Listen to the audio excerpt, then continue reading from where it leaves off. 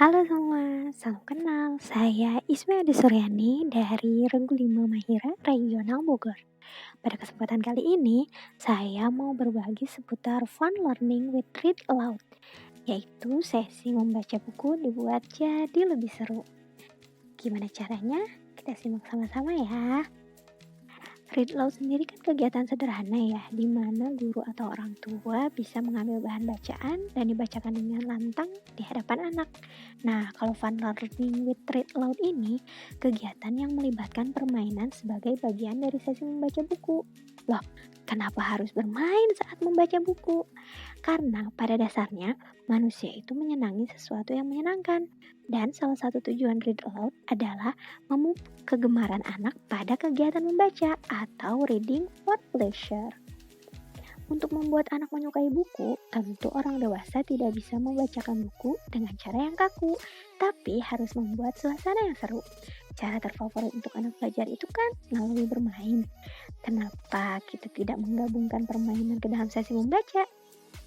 Fun learning ini bisa dilakukan sejak pertama kali mengenalkan buku pada anak.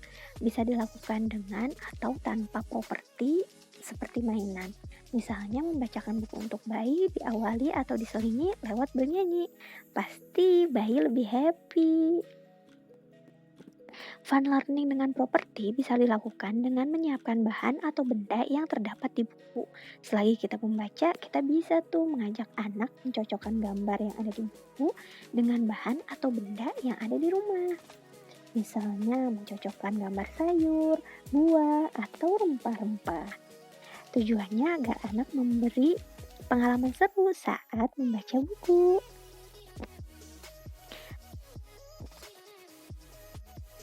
Kita juga bisa loh mengajak anak bermain peran seperti tokoh yang ada di buku. Misalnya jadi kupu-kupu atau pura-pura jadi lebah, jadi dokter, jadi penyanyi. Wah, banyak deh. Banyak juga loh manfaat dari bermain peran itu sendiri.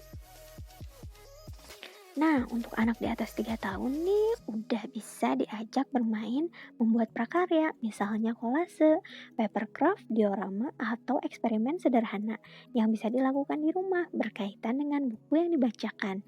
Kegiatan ini akan memberi pengalaman menyenangkan, mengembangkan imajinasi, juga kreativitas. Manfaat lainnya tentu bisa memperpanjang rentang konsentrasi anak dan menjadikan momen membaca sebagai waktu berkualitas. Hal yang perlu diperhatikan, jangan hanya fokus pada kesenangan anak ya. Orang tuanya juga harus merespon dengan baik hal-hal yang anak ceritakan atau lakukan selama sesi bermain dan membaca.